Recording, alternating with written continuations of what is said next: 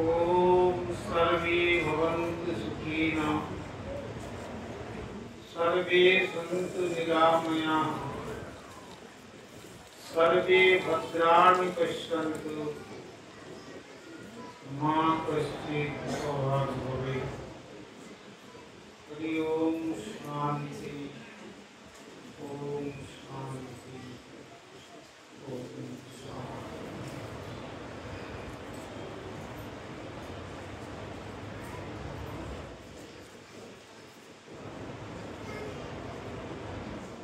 বৎসরান্তে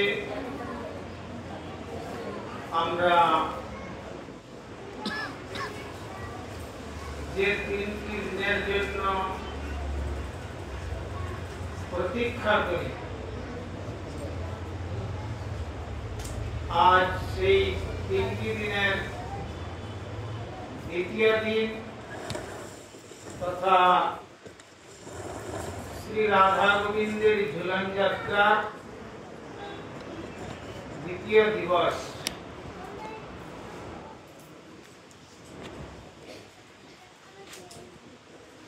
এই ঝুলন যাত্রা মহোৎসব শ্রীমদ্ ভাগবতাদি শাস্ত্রে সংক্ষিপ্ত ইঙ্গিত কেবলমাত্র প্রদান করেছেন। এই ঝুলন যাত্রার কথা কবিরাজ গোস্বামী চালান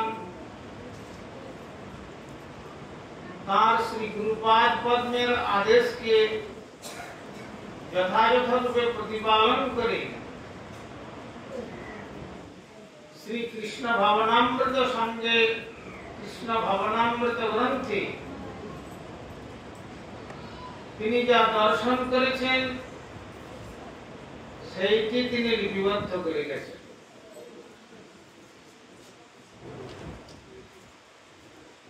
এই ঝুলন যাত্রা হচ্ছে ইন্দ্রাদি দেববিহিত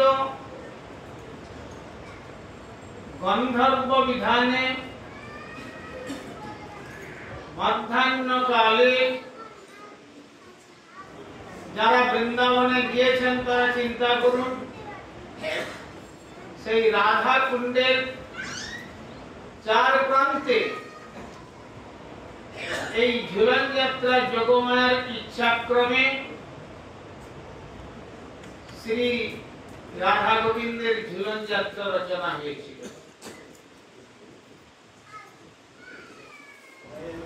এই আমরা পুনঃ পুনঃ এই কথা আলোচনা করেছি যে এই ঝুলন যাত্রা প্রাকৃত চিন্তাস্রোতের অতীত রাজ্যের কথা।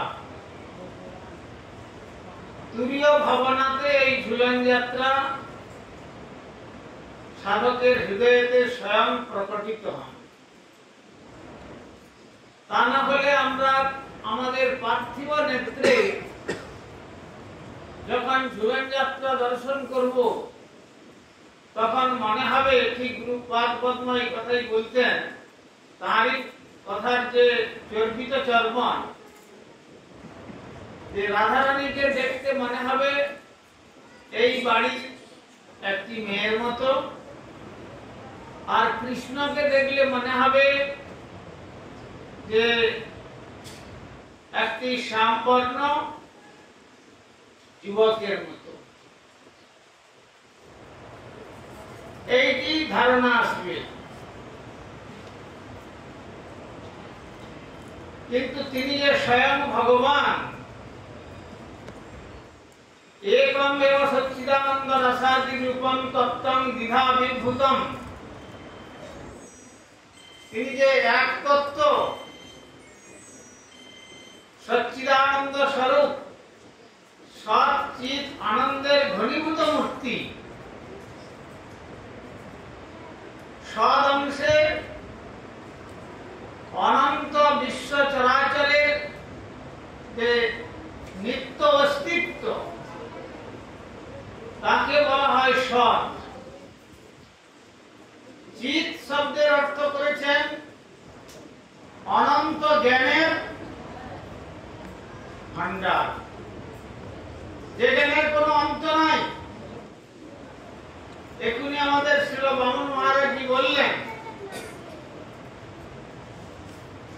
পাণ্ডিত্য, দার্শনিকতা, বৈজ্ঞানিকতা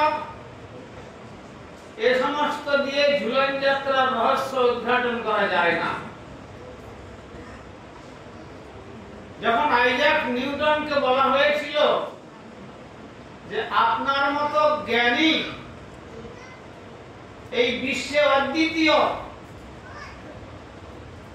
তখন তিনি উত্তর দিয়েছিলেন, I seem to myself like a child playing in the সিশোর।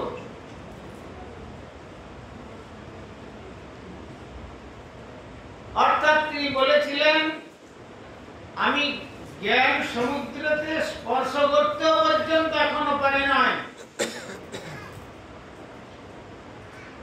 যে বিশ্ব ব্রহ্মাণ্ড রচয়িতা তার জ্ঞান সমুদ্রকে জলকে পর্যন্ত স্পর্শ করতে পারি নাই, সেই সমুদ্রের তীরে দু একটা বালু কণা মাত্র আমি অন্বেষণ করছি।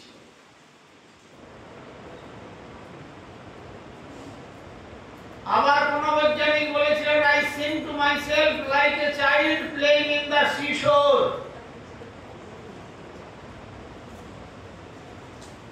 মায়ের কোলে যেমন দুগ্ধপোষ্য ভালো,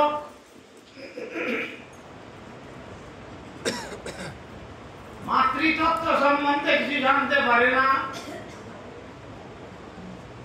তেমনি বললেন যে like a child, cause or causes may be complex, but that is unknown and unable to us. এই যে বিশ্ব জগৎ সৃষ্টি হয়েছে, এর যে কার্য এবং কারণ may be complex, এটা হতে পারে অতি জটিল, কিন্তু that is unknown, যেটা আমাদের অজানা,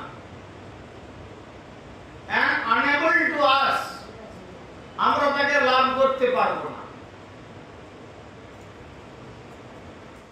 সুতরাং সেই তত্ত্বের কথা আপনারা শ্রবণের জন্য বসেছেন। ভগবান শ্রীকৃষ্ণচন্দ্রের প্রধান মন্ত্রিত্ব পদে নিয়োজিত হয়েছিলেন দেবগুরু বৃহস্পতির শিষ্য উদ্ধব।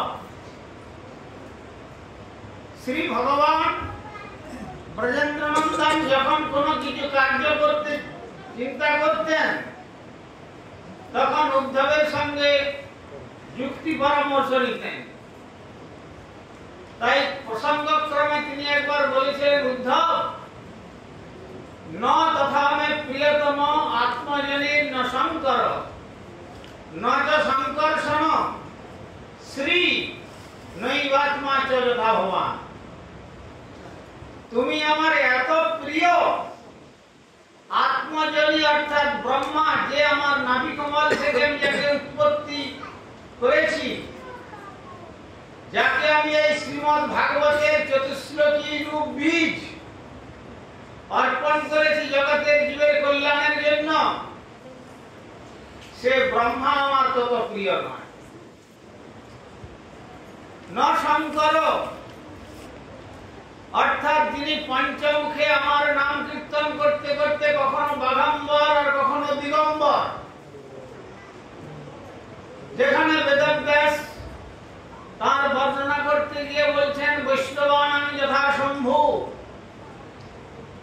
জগতে যত বৈষ্ণব আছেন সর্বাপেক্ষা শ্রেষ্ঠ বৈষ্ণব হচ্ছেন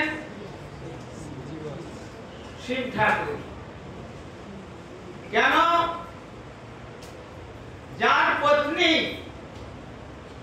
এই দুর্গের অধিষ্ঠাত্রী দেবী দুর্গা, তার সৌন্দর্য যার চিত্তকে আকৃষ্ট করতে পারে নাই, তাকে তিনি ছেড়ে দিয়ে তিনি শ্মশানে বাস করতেন। আর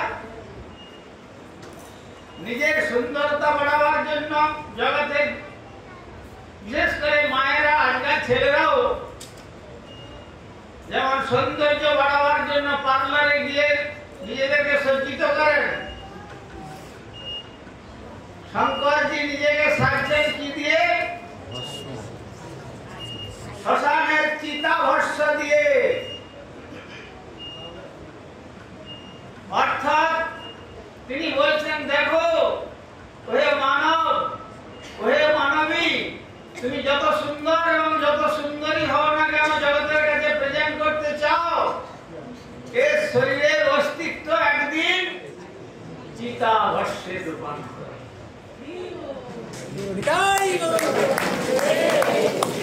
এইটা সর্বক্ষণের জন্য তোমরা চিন্তা করো।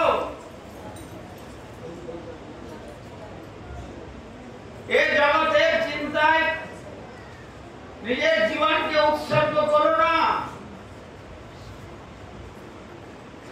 এ দেহ ছাড়িয়া যাবে, যাবিরে সংসার, কোথা রবে তোমার এই সাধের পুত্র পরিবার।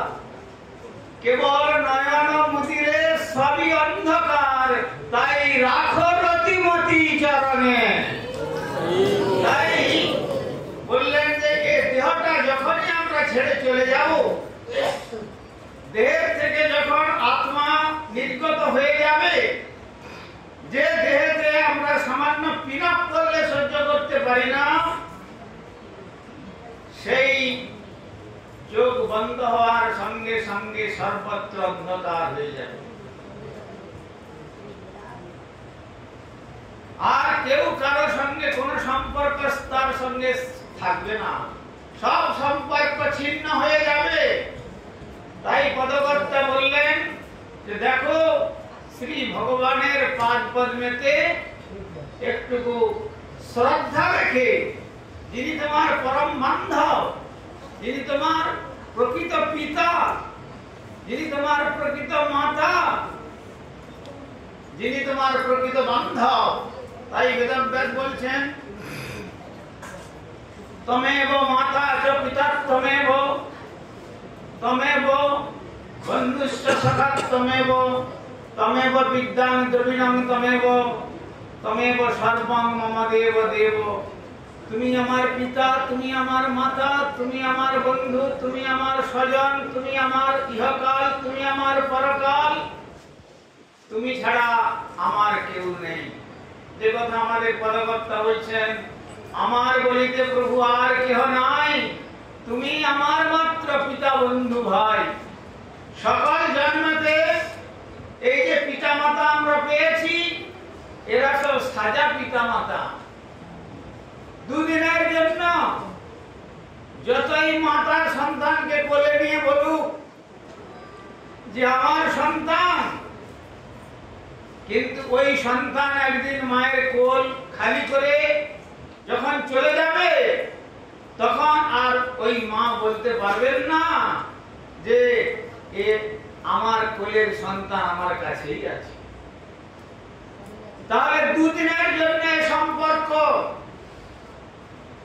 তাই আমাদের চৈতন্য চরিতামৃতে কবিরাজ গোস্বামী চরণ বললেন, আদিবা শতেক বর্ষ অবশ্য বরণ, হে মানব নিশ্চিন্ত না থেকো ভাই, যত শীঘ্র পারো ভজ শ্রী গোবিন্দ চরণ জীবনে।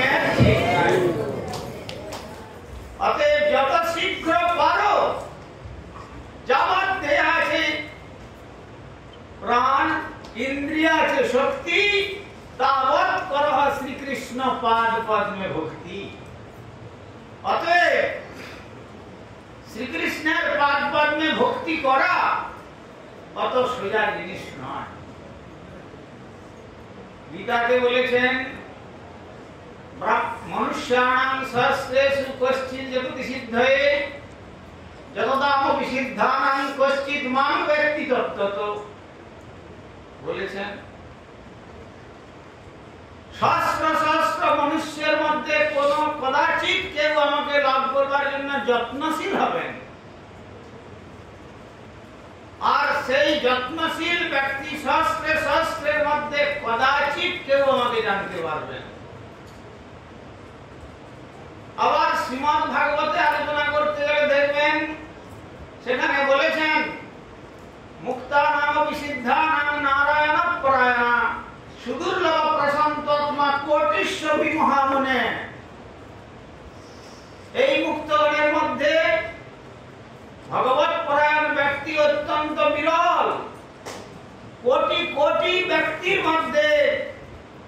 একজনকে পাওয়া যাবে যে প্রকৃতপক্ষে আমার আরাধনার জন্য জীবনকে উৎসর্গ করেছে। আবার ভগবান শ্রী গরুড়কে বলছেন গরুড় পুরাণে,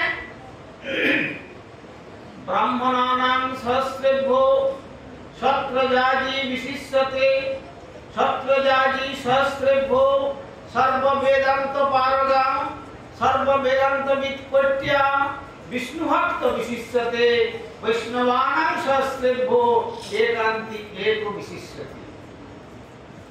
মানে পার্সেন্টেজ কোথায় নিয়ে গিয়েছেন দেখুন। বলেছেন ব্রাহ্মণানাং সহস্রেভ্যো, জন্মনা জায়তে শূদ্র, প্রতিটি মানুষ যেই মায়ের গর্ভে থেকে জন্মগ্রহণ করুন না কেন জন্মালে তাকে শূদ্র বলে বলা হবে।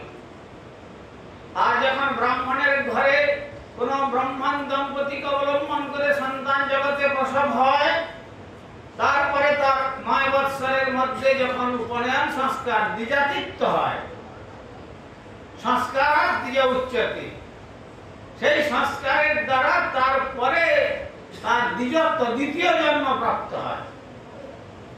তারপরে যখন তিনি বেদ পাঠ করে বেদের তত্ত্ব উপলব্ধি করতে পারেন, কি উপলব্ধি করবেন? ভগবান গীতাতে বলেছেন বেদস্য সর্বৈরহমেব বেদ্যো বেদান্ত কৃত বেদ বিদেব চাহম। বেদের প্রতিপাদ্য বিষয় যদি অনুশীলন করা যায়, যেমন সমস্ত দধি ভাণ্ডকে মন্থন করে মাখন পাওয়া যায়, তেমনি সমস্ত বেদকে মন্থন করলে একমাত্র ভগবান শ্রী গোবিন্দকে পাওয়া যায়। অতএব এইটাই বেদ পাঠের তাৎপর্য। সেই জন্য সর্বং বেদিতিহাসানাং সারম সারম সমুদ্রিতম, সমস্ত বেদ বেদান্ত উপনিষদ গীতা পুরাণ মহাভারত আদি সার নির্যাস হচ্ছেন এই শ্রীমদ ভাগবত। এই শ্রীমদ ভাগবত হচ্ছেন নবনীত সদৃশ, আর মতিলাল সুখদেব আর খাইলেন পরীক্ষিত। সেই সম্পদ আস্বাদন করেছিলেন কে? যে ভাগবত কথা আপনারা আস্বাদন, যে ঝুলনের কথা আপনারা আস্বাদন করতে চলেছেন, সপ্তদ্বীপা মেদিনীর অধীশ্বর, তার মধ্যে জম্বুদ্বীপে ভারতবর্ষ একটা দ্বীপ, এই 7টা দ্বীপ নিয়ে হলো পৃথিবী। সপ্তদ্বীপা মেদিনীর অধীশ্বর যিনি, তিনি আজ উত্তরীয় অঞ্চল প্রসারিত করে তিনি বলছেন যে আমি কাঙাল, আমার কিছু নাই, আমার ঝোলায় আপনি কিছু প্রদান করুন। সেখানে যিনি গ্রহীতা তিনি হচ্ছেন সপ্তদ্বীপা মেদিনীর অধীশ্বর, তিনি গ্রহীতা। আর দাতা যিনি, তিনি হচ্ছেন জন্মযোগী সুখদেব গোস্বামী চরণ, যার দেহের মধ্যে বাসনার বস্ত্রটুকু পর্যন্ত স্থান লাভ করে নাই। অর্থাৎ দুগ্ধপুষ্ট বালক যেমন জন্মগ্রহণ করলে তাকে যদি বয়স্ক মানবদের কাছে ছেড়ে দিয়ে বলা হয় খোকা তুমি বস্ত্র পরিধান করো, সে তখন বস্ত্র পরিধান করবে না? তার লজ্জা বলে কোনো কিছু প্রকাশ পাবে? যেমন তার লজ্জাও প্রকাশ পাবে না আর বস্ত্র পরিধান করবে না। কেন না? তার চিত্তটি এত নির্মল, এখনো পর্যন্ত চিত্তের মধ্যে কামনা বাসনার লেশ মাত্র আর হৃদয়কে স্পর্শ করে নাই। তেমনি যারা শ্রী ভগবান রাধা গোবিন্দের ঝুলন যাত্রা আস্বাদন করবেন, ওই দুগ্ধপোষ্য বালকের মতো যদি নির্মল অন্তঃকরণ হয়, সেই নির্মল অন্তঃকরণেই রাধা গোবিন্দের ঝুলন যাত্রা আস্বাদন করে। তাই আমাদের তুলসীদাস বলেছেন जहां काम तहां नहीं राम, जहां राम तहां नहीं काम, जैसा रवि रजनी दोनों ना मिले इकट्ठा। যেখানে কামনা বাসনার দুর্দমনীয় প্রবৃত্তি আমাদের সর্বক্ষণ বিপদের জালে নিক্ষেপ করছে, মায়ার চক্রেতে আবর্তিত করছে, মায়ার জালে আবর্তিত করে সংসার বিনা আবর্জনার মধ্যে দোলাচ্ছে। বলছেন সেই হৃদয়ের মধ্যে কখনো রাধা গোবিন্দের ঝুলন যাত্রা উপলব্ধির বিষয় হবে না। তাই বলছেন যেখানে কামনার দুর্দমনীয় প্রবৃত্তির জাল, কাম অন্ধতম, অমাবস্যা সদৃশ অন্ধকার, আর বিশুদ্ধ ভগবত প্রেম ভক্তি নির্মল ভাস্কর। নির্মল আকাশে, পূর্বাকাশে সূর্য উদয়ের ন্যায় যেমন উদয়াভাসেই অন্ধকার সব চলে যায়, তেমনি যদি কোন সৌভাগ্যবান জীবের হৃদয়ে এই প্রকার নির্মল ভাস্কর উদয় সদৃশ চিত্তবৃত্তি জেগে ওঠে, তাহলে সেই চিত্তের মধ্যে কৃষ্ণরূপী সূর্য উদিত হয়ে যাবেন। আর তখন তিনি আমাদেরকে আকর্ষণ করে ইহলোক ছাড়িয়ে পরলোক ছাড়িয়ে প্রকৃতির পরপারে, ব্রহ্মাণ্ডের পরপারে সেই গোলক বৃন্দাবনের ধামে আমাদের পৌঁছে দিবেন। যেখানে যদ্গত্বা নিবর্তন্তে তদ্ধাম পরমং মম, যেখানে গেলে পর আর পুনরাবর্তনের কথা নাই, সেইটাই হলো আমাদের কাল বলেছিলাম প্রকৃত ঘর। আর এই ঘর দুদিনের জন্য আমরা ভাড়া বাড়িতে এসেছি মাত্র। যতই চেষ্টা করি না কেন থাকবো, এই জগতের মধ্যে পার্মানেন্টশিপ বলে কোনো কথা নাই। পিতা পিতামহ, প্রপিতামহ, বৃদ্ধ পিতামহ, প্রবৃদ্ধ পিতামহ আদি ফোরফাদারগণ তারা সব এই জগৎ ছেড়ে চলে গেছেন।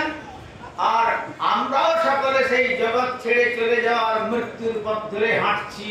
কিন্তু আমরা হিসাবটা করছি উল্টো।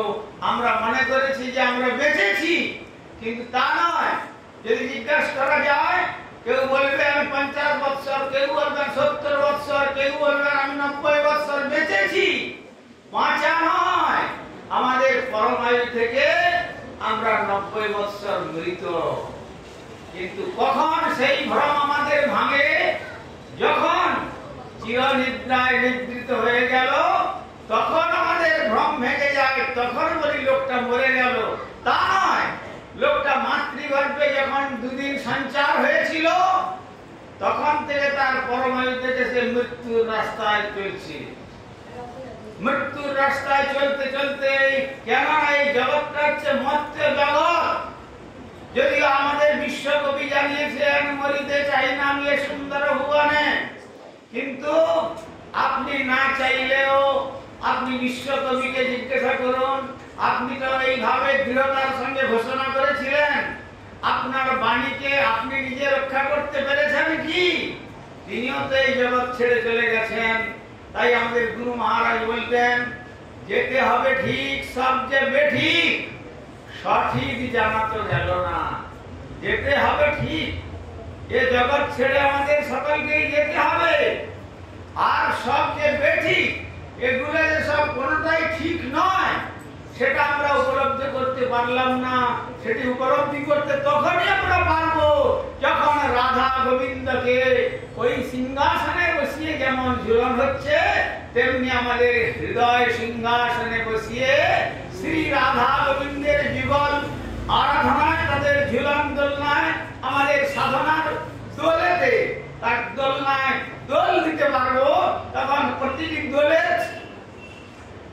প্রতিটি দোলনার দোলেতে এক এক পথ অতিক্রম করতে করতে করতে করতে করতে করতে আমরা কারণ বাড়িকে অতিক্রম করে তারপরে আমরা সেই অযোধ্যা ধামকে অতিক্রম করব। অযোধ্যার পরে বৈকুণ্ঠ অতিক্রম করব। বৈকুণ্ঠের পরে মথুরা ধামকে অতিক্রম করব।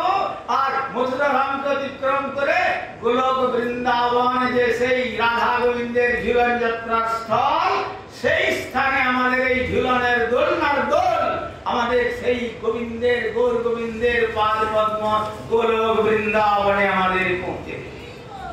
সুতরাং তাই যে কথা বলেছিলাম, যে তিনি উদ্ধবকে বললেন যে দেখো উদ্ধব, তুমি আমার যত প্রিয়, ব্রহ্মাও তত প্রিয় নয়, এমনকি শঙ্করও আমার তত প্রিয় নয়। না শঙ্কর, শঙ্করের যদি কামনা বাসনা বা লজ্জা থাকতো তাহলে তিনি কখনো দিগম্বর হয়ে পঞ্চমুখে ভগবানের নাম কীর্তন করতে পারতেন? পারতেন না। তথাপি বলছেন যেহেতু তিনি সংসার ধর্মকে অবলম্বন করে দুর্গা দেবীকে পত্নী রূপে গ্রহণ করেছেন, তখন সেখানেও বলেছেন ন শঙ্কর, ন শঙ্কর। কেন? দেখুন, ওই দুর্গারূপী দুর্গের অধিষ্ঠাত্রী দেবী তার সমস্ত সৌন্দর্য, সমস্ত যৌবন তাকে উপহার প্রদান করেও শঙ্করের চিত্তকে আকর্ষণ করতে পারে নাই। তাই তিনি সব ছেড়ে দিয়ে শ্মশানে বাস করছেন, সর্বক্ষণ চিন্তা করছেন এ দেহ হচ্ছে মিট্টি কা পুতলা, একটা মাটির পুতুলের মতো। একদিন বৃষ্টি আসবে আর তখন এই মাটির পুতুল ঝরে ঝরে ঝরে ঝরে স্তূপীকৃত হয়ে যেমন একত্রিত হয়, তেমনি পাঞ্চভৌতিক দেহ যখন শ্মশানে জ্বালিয়ে দেবে তখন ভস্মে রূপান্তর হবে। তাই শঙ্কর জানাচ্ছেন, ওহে মনুষ্য সমাজ, মর্তবাসী মানব, সর্বক্ষণ চিন্তা করো যে তোমার জীবন এই প্রকার চিতা ভস্মে একদিন পরিণত হবে। এর প্রতি আসক্ত থেকো না, আর এই শরীর নিয়ে অপরের প্রতি আসক্তি রেখো না। যদি আসক্তি স্থাপন করতে হয়, শ্রী গৌর গোবিন্দের চরণ কমলে আসক্তি স্থাপন করো। যে আসক্তি স্থাপন করলে যদি হয় তার যোগ, না হয় তার বিয়োগ। একবার সংযোগ ঘটে গেলে আর কখনো ওই চরণ থেকে আমাদের বিচ্ছিন্ন হতে হবে না। তাই দেখুন, যেমন দুর্গা দেবীকে তিনি পরিত্যাগ করেছেন অন্তর থেকে, তেমনি সমস্ত ধনৈশ্বর্যের ভান্ডারী, অর্থের জন্য কেন চায় অর্থ আমার না আসুক, এ কথা কেউ বলতে পারবেন না। তাই দেখবেন সেই অঘ্রাণ মাসের থেকে আরম্ভ করে কার্তিক অঘ্রাণ, পৌষ, একবারে প্রতি ঘরে ঘরে বৃহস্পতিবারে শেষ রাত্রিতে সব মায়েরা স্নান টান করে আর লক্ষ্মী দেবীর আরাধনা করেন। এসো মা লক্ষ্মী, বসো মা ঘরে, এই বলে কত আদর করে মায়ের পুজো করেন। কেন? তুমি আমার ঘরকে ধন সম্পদে ভর্তি করে দাও। কিন্তু সেই লক্ষ্মী দেবীকেও পর্যন্ত পরিত্যাগ করেছেন, কন্যারূপী লক্ষ্মী দেবীকেও পরিত্যাগ করেছেন। আর বিদ্যার জন্য যে জড়বিদ্যা জগতে অধিষ্ঠাত্রী দেবী সরস্বতী দেবী, আমাদের পদকর্তা বললেন, জড়বিদ্যা যত মায়ার বৈভব তোমার ভজনে বাধা, মোহজনমিয়া অনিত্য সংসারে জীবকে করে। পদকর্তা একটু গালাগালি দিয়েছেন, শুনতে হবে। অনিত্য সংসারে মোহজনমিয়া জীবকে করে গাধা। গর্ধব যেমন কেবল ভারী বস্তু বহন করে, তাকে অল্প বোঝা যদি দেওয়া যায় সে খাট মেরে ফেলে দেবে, কিন্তু যখন ভালো করে দুপাশে বোঝা দিয়ে দেবেন তখন একবারে খাট মাথা মুখ সোজা করে যেমন নির্দেশ দেবেন তেমনি চলবে। তেমনি জগতের যে জড়বিদ্যা, জড়বিদ্যা আমাদেরকে ওই বন্য পশু সদৃশ করে দিয়েছে। এ বোঝা অল্পে বোঝাতে আমরা সন্তুষ্ট নই। গুরুদেব যখন বলছেন, দেখো বাবা, ভগবানের ভজন করো, আর কদিন জগৎ ছেড়ে চলে যাবে তো, তখন বলছেন, দেখুন এই ছেলেটা জন্মেছে তো সবেমাত্র, একে একটু কোলে পিঠে করে মানুষ করি, তারপরে একটু পড়াশোনা করে মানুষ করে নি, তারপরে যখন বলছে তাহলে একটা ছেলেটা চাকরি পেয়ে যা। যখন চাকরি পেল তারপরে বলছেন ছেলেটার একটু বধূমাতাকে না দেখলে কেমন মনটা লাগছে, একটু ব্যবস্থা করি। অল্প বোঝাতে সন্তুষ্ট নয়। তারপরে বলছেন বধূমাতা যখন ঘরে এলো তখন বলছেন যে আচ্ছা এবার একটু নাতির মুখ দেখবার খুব বড় ইচ্ছা। তারপরে বললেন যে এবার নাতি হয়েছে, এবার ভজন করো। বলে নাতি তো হয়েছে, কিন্তু এবার নাতি বউ দেখবার জন্য বড় ইচ্ছে করছে। তারপরে যখন নাতি বউ হলো তারপর বলছে এবার নাতির বউ থেকে আবার সন্তান জন্মগ্রহণ করবে। বলছে সেইটা আনন্দ হলে আমি তখন 4 পুরুষের জনক হয়ে যাব, তো এটা একটু দেখবার ইচ্ছা করছে। মানে অল্প বোঝাতে সন্তুষ্ট নয়। তাই এই গর্দবের মতো দিনে দিনে বোঝা বাড়াবার জন্যই চেষ্টা করে। এই হচ্ছে জড়বিদ্যার বৈভব। তাই বললেন জড়বিদ্যা যত মায়ার বৈভব তোমার ভজনে বাধা, মোহযত মিয়া অনিত্য সংসারে জীবকে করে গাধা। জীবকে গর্ধব তুল্য করে দেয়, প্রকৃত স্বরূপের জ্ঞান থেকে আমাদেরকে দূরে সরিয়ে রাখে। স্বরূপের জ্ঞানটা কি? কেহ মানে কেহ না মানে সব তার দাস। যে মানে তার হয় শ্রী গোলকেতে বাস, আর যে না মানে সেই পাপে তার হয় সর্বনাশ। অতএব কেউ মানুক আর না মানুক সকলেই আমরা কৃষ্ণের দাস। প্রভুত্ব আমরা অভিমান করিয়ে মিথ্যা প্রভুত্বের অভিমান, কিন্তু আমরা সকলেই তার দাস। সেই দাস হয়ে যদি আমরা তার সম্বন্ধে সম্বন্ধীভূত হতে পারি তাহলে জগতের বিদ্যাও পর্যন্ত আর তখন তাকে আকর্ষণ করতে পারবে না। আর দেখুন সমস্ত সিদ্ধিকর্তা, সিদ্ধির মালিক, সিদ্ধির দেবতা গণেশ, সে গণেশকেও পর্যন্ত দূরে সরিয়ে রেখেছেন।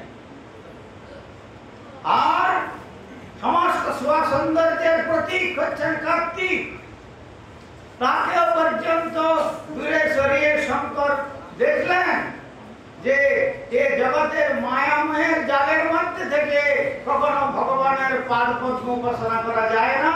তাই অন্তর থেকে সকলকে বিদায় দিয়ে তিনি শ্মশান থেকে অবস্থান করে দেখছেন এবং প্রতিক্ষণে ক্ষণে অনুভব করছেন যে হ্যাঁ এই তো এই জড়দেহের পরিণতি।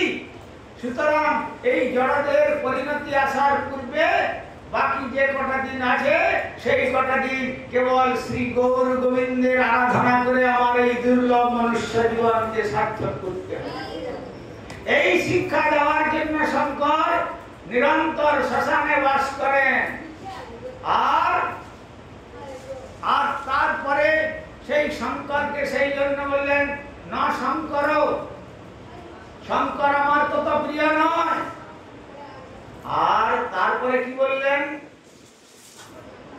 ন তথা আমি প্রিয়তম আত্মজনী ন শঙ্কর ন শ্রী। যে লক্ষ্মী দেবী ধনৈশ্বর্যের ভান্ডার নিরন্তর আমার পাদ পদ্ম সেবা করেন, সেই লক্ষ্মী দেবীও আমার তত প্রিয় নন, প্রিয়া নন। এমনকি আমি আমার তত প্রিয় নয়। ভগবান বলছেন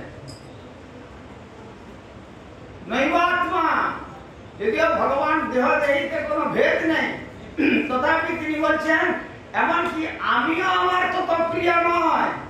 উদ্ধব তুমি আমার যত প্রিয়। এই কথা শ্রবণ করে উদ্ধবের মনের মধ্যে হয়তো কিছু অভিমান এসেছিল যে আমি ভগবানের কত প্রিয়। তাই তার অভিমানটাকে চূর্ণ করবার জন্য একদিন উদ্ধবকে ডেকে তার হস্তে হস্ত স্পর্শ করে তিনি বলছেন উদ্ধব একবার ব্রজে যাও, গচ্ছোদ্ধব ব্রজং ভদ্রে, তুমি একবার বৃন্দাবনে যাও। কেন না মত সন্দেশ বিমোচয়, আমার সন্দেশ ব্রজদেবীগণকে তথা ব্রজবাসীগণের কাছে আমার সন্দেশ প্রদান করে এসে একটু সান্ত্বনা প্রদান করে এসো। কেন? আমি বলেছিলাম যে আজ যাচ্ছি মথুরাতে মামার আমন্ত্রণে, আর শীঘ্রই কার্য সমাপ্ত করে প্রত্যাবর্তন করব। এই জন্য তারা প্রাণ ধারণ করে বসে আছেন। কিন্তু ওই প্রাণের মধ্যে কোন প্রকার মলিন বাসনা স্থান লাভ করে নাই। যখন রাসে বংশীধ্বনি বেজে উঠেছিল তখন শ্রী ভগবান তাদের পরীক্ষা করার জন্য বলেছিলেন, এই রাস রজনীতে, পূর্ণিমা রজনীতে তোমরা গৃহবধূ, তো তার থেকে প্রতি সন্তান সন্ততি পরিত্যাগ করে কিসের জন্য এসেছো? যাও, প্রতিজাতম গৃহং সর্বে, তোমরা সকলে গৃহে প্রত্যাবর্তন করো।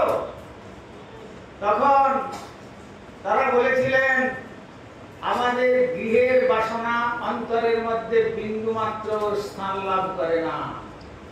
আমরা চাই শ্রী গোবিন্দ তোমার যাতে সুখ হয়, সেইটাই আমাদের সুখ।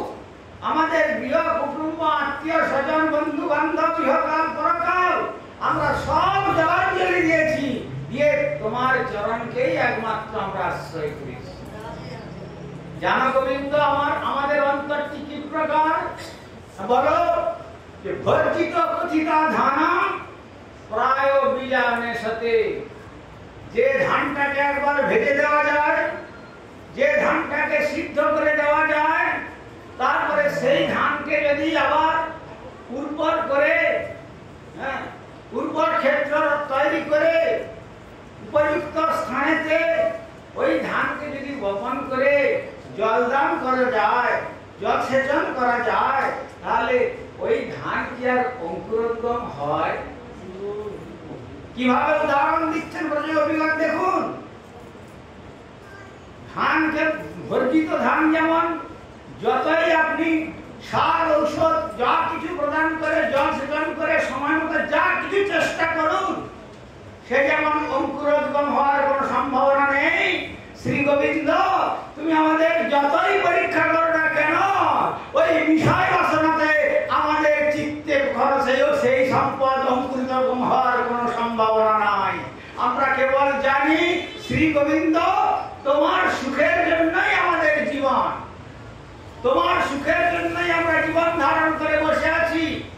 কাল বলেছিলাম তোমার সুখের জন্য আমরা অনায়াসে মদর্থে তত্ত্ব দেহিকা, তো আমার জন্য তারা দেহটাকে পরিত্যাগ করতে বিন্দু মাত্র কুণ্ঠাবোধ করে না। যখন সেই রাস রজনীতে বংশী বেজে উঠেছিল, তত মুরলী রমরাজন সর্বভূত মনোহরা, তখন সমস্ত ব্রজদেবীগণ গৃহকর্ম ছেড়ে কেউ তার সন্তানকে স্তনপান করাতে করাতে, স্তনপান করতে করতে সন্তানকে ছেড়ে দিয়ে চললেন। কেউ স্বামীর অন্যের থালা পারস করে অন্যের থালা বসিয়ে দিয়ে আর তরকারির পাত্র আর না দিয়ে চললেন। আবার কেউ গৃহলেপন করছিলেন, গৃহলেপন কার্য ওইখানে রেখে দিয়ে চললেন। কেউ বা অন্য গৃহকর্মে ব্যস্ত ছিলেন, আবার কেউ বা স্বামীর সেবাতে নিযুক্ত হয়েছিলেন। তারা সকলেই বলছেন যে ওই যে শ্রীকৃষ্ণের বংশীর ধ্বনি আমাদেরকে আকর্ষণ করছে, আর আমরা থাকতে পারবো না। প্রথম রন্ধ্রে গণে ব্রহ্মার ভাঙে ধ্যানে, দ্বিতীয়তে যমুনা উজান, তৃতীয় রন্ধ্রের কথা শুনব সভানুসুতা পবনের হত হয় জ্ঞান, চতুর্থ রন্ধ্রের সুরে আপনিষে ধনু ফিরে পুনঃ ধনু যাইতে না পারে, ঊর্ধ্ব পুচ্ছে ধায় ধেনু যথায় বাজায় বেনু তথা শ্রী মোর মুখহারি। সুতরাং বনের পশু পর্যন্ত আমার বংশীর ধ্বনির রন্ধ্রের গান শ্রবণ করে তারা এসে আমার চরণেতে শরণাগত হয়। আর আমরা মানবী হয়ে আমরা এই গোপী গৃহে জন্মগ্রহণ করে আর শ্রী গোবিন্দের বংশীর ধ্বনি শ্রবণ করে কি আমরা থাকতে পারি? আমরা চলে যাব। তাই যখন এক এক করে সকলে দ্রুত গতিতে চলছেন শ্রী গোবিন্দের শ্রীচরণ কমল দর্শন উদ্দেশ্যে, তখন কোন গোপ বললেন যে দেখো পত্নীর দেহতে পতির অধিকার, সুতরাং আমি তোমাকে যেতে দেবো না। এই বলে যখন ঘরের মধ্যে রেখে বাইরে ঘরের দরজা বন্ধ করে শিকল তুলে দিলেন, তখন তিনি বলছেন যে দেখো এই দেহেতে তোমাদের অধিকার আছে, কিন্তু আত্মানন্দেতে তোমাদের অধিকার নাই। ঠিক আছে, আমাদের দেহটা তোমার কাছে ফেলে দিয়ে চলে গেলাম। যোগমায়ার ইচ্ছা দেহটাকে ফেলে দিয়ে আত্মস্বরূপে গোবিন্দের পাদ পদ্মে সেখানে বলছেন মদার্থে তত্ত্বদেহিকা, আমার জন্য তারা দেহ পর্যন্ত পরিত্যাগ করতে পারে। কিন্তু তারাই হচ্ছেন ব্রজদেবী, তারাই হচ্ছেন ব্রজগোপী, তারাই হচ্ছেন ভগবত তত্ত্ব সম্বন্ধে অভিজ্ঞ। কিন্তু আজ উদ্ধবকে বলছেন দেখো আমিও আমার তত প্রিয় নয় তুমি যেমন আমার এত প্রিয়। তখন উদ্ধবের মনের মধ্যে হয়তো একটু অভিমান হয়েছিল। তখন উদ্ধবকে বলছে উদ্ধব তুমি একবার বৃন্দাবনে যাও, তুমি একবার বৃন্দাবনে যাও। কেন? ये मत संदेश विमोचय, আমার সন্দেশ আমি যা লিখে দিলাম এই সংবাদ একটু ব্রজে গিয়ে তাদের জানিয়ে দাও, যাতে করে আমার জন্য যে তাদের অন্তরে কৃষ্ণ বিরহের অগ্নি দাউ দাউ করে জ্বলছে সেই অগ্নি নির্বাপিত করে তুমি তাদের সান্ত্বনা দিয়ে এসো। আর তখন উদ্ধব মনে করেছিলেন যে ঠিক আছে আমি তাহলে চললাম, না তোমাকে এইভাবে যেতে হবে না, তোমাকে আমি এমন ভাবে পাঠাবো যাতে তোমাকে দেখে তাদের আমার স্মৃতি জাগে। কিরকম ভাবে? দারুক হচ্ছেন রথের সারথি কৃষ্ণের। দারুককে বললেন তুমি রথে রথ সজ্জিত করো। সেই সুবর্ণময় রথে বহু রত্ন খচিত যে রথ, সেই রথ সজ্জিত হলো। আর ভগবান শ্রীকৃষ্ণ নিজে হাতে তার পরিধেয় বসন ভূষণ বনমালা বৈজয়ন্তী সমস্ত দিয়ে সাজিয়ে দিলেন। আর সাজিয়ে তাকে রথে উত্তোলন করলেন। করার পরে তার একটু পশ্চাৎ পর্যন্ত অনুগমন করলেন। তারপরে বললেন উদ্ধব এবার তুমি যাও। উদ্ধব দেখতেছিলেন ভগবান কৃষ্ণের মতোই। যখন যমুনা অতিক্রম করে আসছেন তখন দেখলেন ধ্বজ বজ্র অঙ্কুশ পতাকা চিহ্নে চিহ্নিত ব্রজধাম। আর এই দর্শন করে উদ্ধব মনে করলেন এটা আমার প্রাণনাথ, আমার প্রভু অনন্ত লীলা পুরুষোত্তম ব্রজেন্দ্র নন্দন শ্রীকৃষ্ণের চরণ চিহ্ন অঙ্কিত।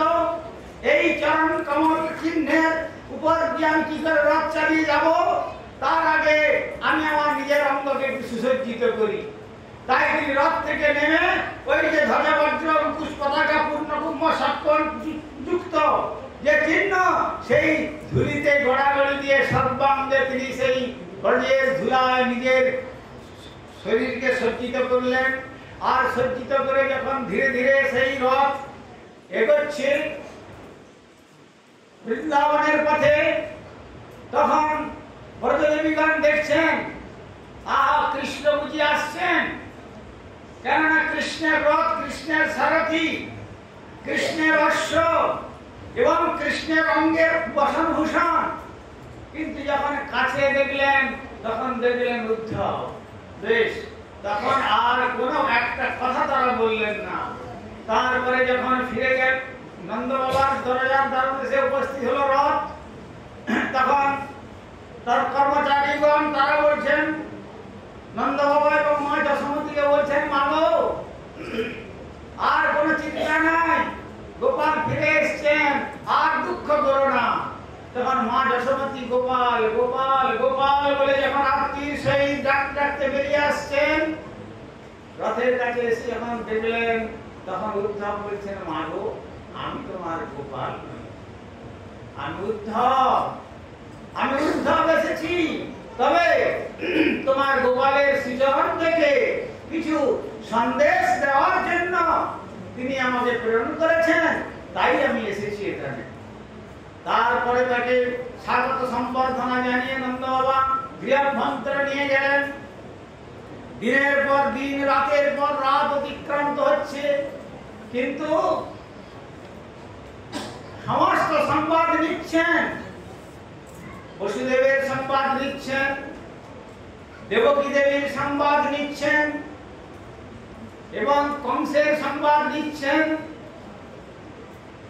আর কংসের পিতার সন্দেশ নিচ্ছেন, মথুরার সমস্ত কুবজাতি সকলের সন্দেশ নিচ্ছেন, কিন্তু কৃষ্ণের কথাটা তারা একবারও জিজ্ঞাসা করছেন না যে আমার গোপাল কেমন আছে। কেন না, এই কথা জিজ্ঞাসা করলে যদি উদ্ধব বলে বসেন যে তোমার গোপাল ভালো নেই, কেন না তারা ব্রজভক্তের চিন্তায় তিনি কখনো কখনো নিজেকে ঠিক রাখতে পারেন না। এই বিরহের কথা শ্রবণ করলে আর তারা হৃদয়ে ধৈর্য ধারণ করতে পারবে না। এই জন্য সমস্ত কথা জিজ্ঞাসা করলেন। কয়েক মাস অতিক্রান্ত হলো, কিন্তু যখন জিজ্ঞাসা করছেন না তখন বললেন যে আমাকে তো তার সন্দেশ প্রদান করতেই হবে অন্তত। তখন তিনি মা যশোমতী এবং নন্দ বাবাকে বললেন, দেখুন আপনাদের মতো সৌভাগ্য এইরকম সৌভাগ্যের তুলনা হয় না। তখন তারা বললেন যে আমাদের কিসের সৌভাগ্য, গোপাল আমাদের ছেড়ে চলে গেল আজ কতদিন হলো। একমাত্র সন্তান যদি দীর্ঘদিন পিতামাতাকে ছেড়ে চলে যায়, কোনো সংবাদ না পাই, তাহলে সেটা কি সৌভাগ্যের কথা? তখন বলছেন, মাগো যাকে তোমরা গোপাল বলছো, যাকে তোমাদের একমাত্র স্তরন্ধর সন্তান বলে বলছো, যাকে কোলে পিঠে করে মানুষ করেছো, আর তিনি কেবল তোমাদের গোপাল নন, তিনি তোমাদের সন্তান নন, তাহলে তিনি একজন অনন্ত বিশ্ব ব্রহ্মাণ্ডের আরাধ্য দেব, স্বয়ং ভগবান এই কথা বললেন। সঙ্গে সঙ্গে বক্ষে পরাঘাত করতে করতে নন্দ বাবা এবং যশোমতী মূর্ছিত হয়ে পড়ে গেলেন। উদ্ধব চিন্তা করলেন, আমি তো সন্দেশ প্রদান করলাম, আমি মনে করলাম যে ভগবানের পিতামাতা বলে শ্রবণ করে এদের মনে আনন্দ হবে, কিন্তু তার পরিবর্তে তো এদের অন্তরে বিরহের আরো অগ্নি এমন প্রজ্বলিত হয়ে যেন দেহটাকে দাহ করে ফেলছে, মূর্ছিত হয়ে পড়লো। তবে উপায়, তারপরে উদ্ধব যখন সেই তাদের মূর্ছা ভঙ্গ করালেন, তখন তারা শান্ত হলেন। শান্ত হওয়ার পরে নন্দবাবু বলছেন, উদ্ধব মনে করেছিলাম কৃষ্ণ একজন বিচক্ষণ ব্যক্তিকে এখানে প্রেরণ করেছেন যে আমাদেরকে ভালো করে বুঝিয়ে গোপালের বিরহের যে অন্তঃকরণ সেখানে আনন্দের সমুদ্রে আমাদেরকে নিমজ্জিত করবেন, কিন্তু এইরকম একজন নির্বোধ ব্যক্তিকে তিনি প্রেরণ করেছেন, এটা আমাদের জানা ছিল না। কি হলো, কিসের জন্য কথা বলছেন? নন্দ বাবা যখন জিজ্ঞাসা করলেন, তখন নন্দ যশোমতী যৌথ কণ্ঠে বলে বসলেন, শোনো উদ্ধব, আমরা এতদিন পর্যন্ত জেনেছিলাম যে আমরা পুত্রহারা হয়েছি, কিন্তু আজ তোমার কাছে এসে জানতে পারলাম শুধু পুত্রহারা হই নাই, ভগবান হারাও হয়ে গেছে জীবনে। সুতরাং যদি জীবনে ভগবান হারা হয়ে যায়, তাহলে সেই জীবনের কি মূল্য থাকতে পারে? সেই জীবনের কোনো মূল্য নাই। আমাদের বেঁচে থাকা অপেক্ষা মৃত্যুবরণ করাই আমাদের শ্রেয়। এইভাবে ব্রজদেবীগণের কাছে এলেন, সেখানে বুঝাতে পারলেন না। ব্রজদেবীগণের অন্যতম শ্রেষ্ঠা বিশ্ববন্ধনী রাধা ঠাকুরানীর চরণে প্রণাম করলেন, তার চরণ ধুলি নিয়ে বললেন, দেবী আপনার কিছু কুশল সংবাদ আছে। দেখুন, যেখানে কৃষ্ণ যতদিন বৃন্দাবন ছেড়ে গেছেন, ততদিন শ্রীরাম বৃন্দাবনে তার উনুনে ইন্ধন প্রজ্বলিত করে রন্ধন করেন না, আর বের কোন রকম সাজসজ্জা রচনা করেন না, আহার ভোজনাদি সমস্ত কিছু অর্জন করেছেন, আর নিদ্রা পর্যন্ত যান না। কিন্তু তারা দেহটাকে পরিত্যাগ করতে পারতেন, কিন্তু পরিত্যাগ করছেন না কেন?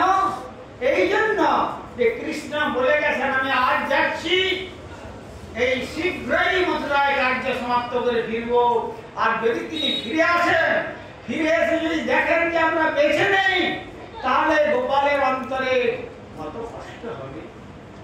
সে কষ্ট তো আমাদের মৃত্যুর পরেও শান্তি দান করবে না। সেই জন্য আমরা কোন রকম প্রাণ ধারণ করে বসে আছি।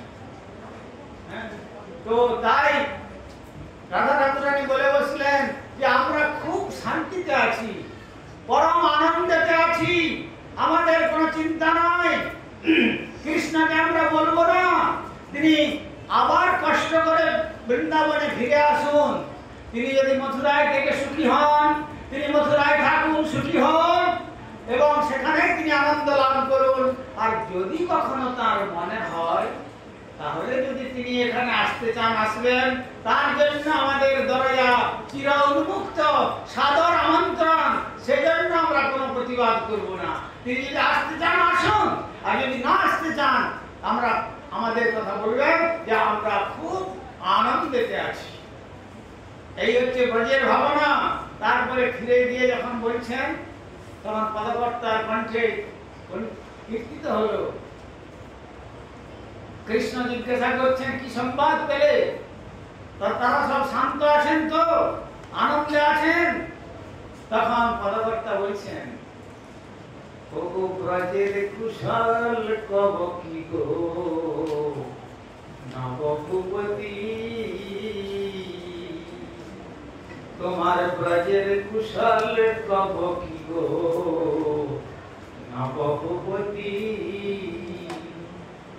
তোমার মা যশোদা পিতা নন্দ কেঁদে কেঁদে হয়েছেন অন্ধ, মা যশোদা পিতা নন্দ কেঁদে কেঁদে হয়েছেন অন্ধ, দেখা যায় প্রাণ গোবিন্দ বলে কাঁদছেন মাতা যশোমতী, ব্রজের কুশল কব কি গো নবভূপতি, তোমার ব্রজের কুশল কব কি গো নবভূপতি। ব্রজের কোকিল কাঁদে গাছের ডালে, আবার ভ্রমর কাঁদে শত দলে, ব্রজের কোকিল কাঁদে গাছের ডালে, ভ্রমর কাঁদে শত দলে, শ্রী গোবিন্দ দাস কেঁদে বলে হলো সুখের হাটে ডাকাতি, ব্রজের কুশল কব কি গো নবভূপতি। হে গোবিন্দ, তোমাকে কি ব্রজের কুশল আর কি বলবো?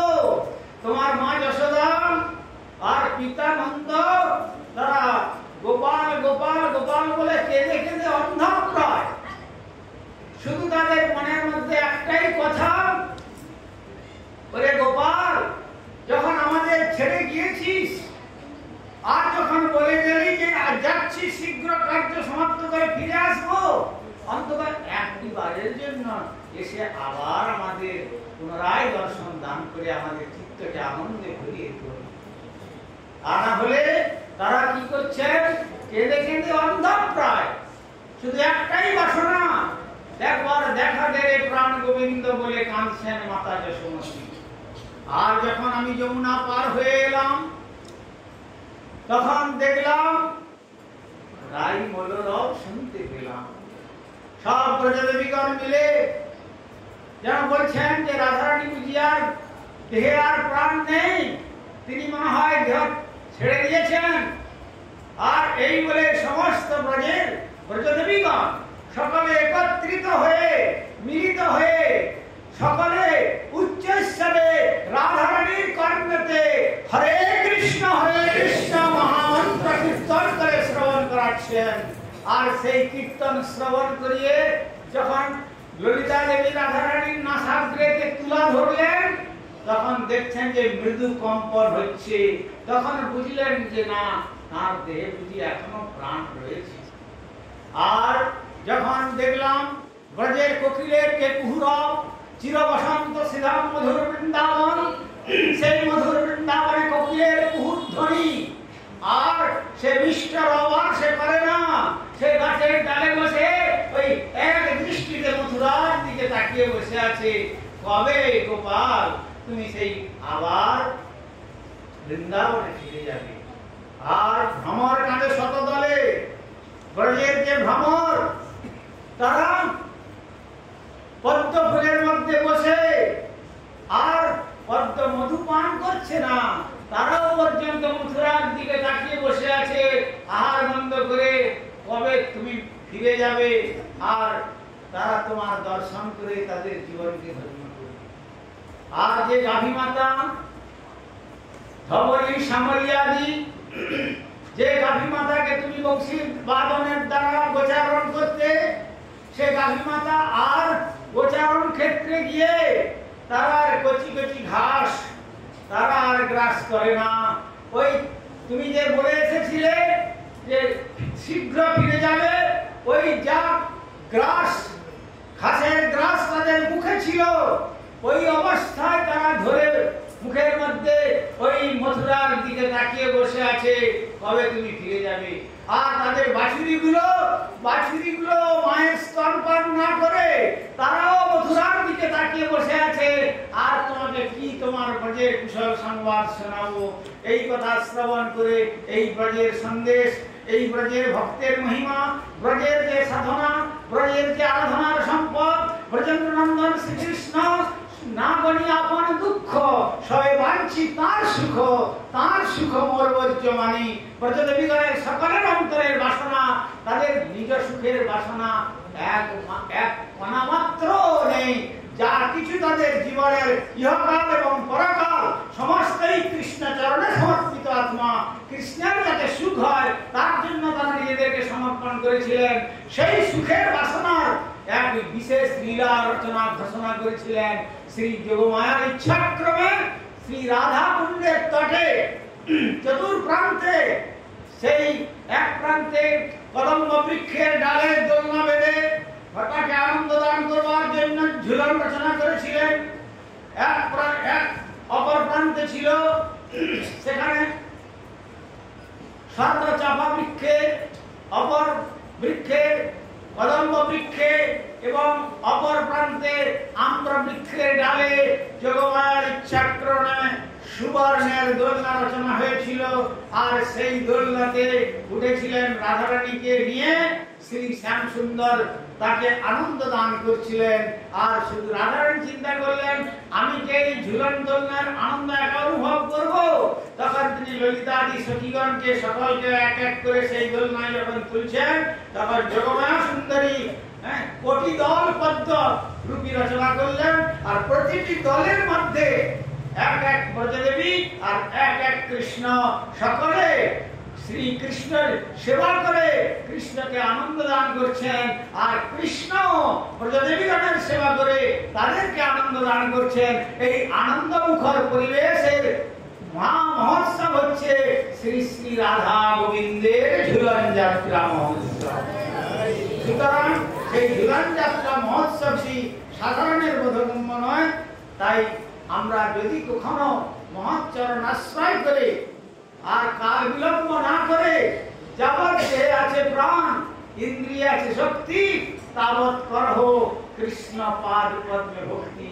ভগবান শ্রী গোবিন্দের পাদ পদ্মে ভক্তি রেখে তার আরাধনা করে যদি সেই স্তরে কেউ যেতে পারেন, তাহলেই প্রকৃতপক্ষে ভগবান রাধা গোবিন্দের ঝুলন যেমন মন্দিরে দর্শন হবে, তেমনি আমাদের হৃদয় মন্দিরে দর্শন করে সেই দোলনার গোলে তাল দিতে দিতে আমরা গোলক বৃন্দাবনে শ্রী রাধা গোবিন্দের পাদ পদ্মে পৌঁছে আমাদের এই দুর্লভ মনুষ্য জীবনকে সার্থক করতে পারবো।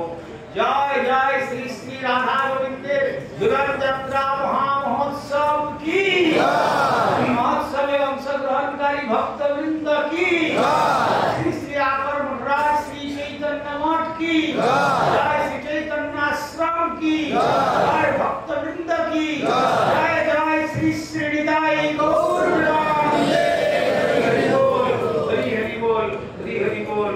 ওম সর্বে ভবন্তু সুখীনা, सर्वे सन्तु निरामया, सर्वे भद्राणि पश्यन्तु, मा कश्चित् दुःखभाग् भवेत्। हरि ओम शान्ति, हरि ओम शान्ति, हरि ओम शान्ति।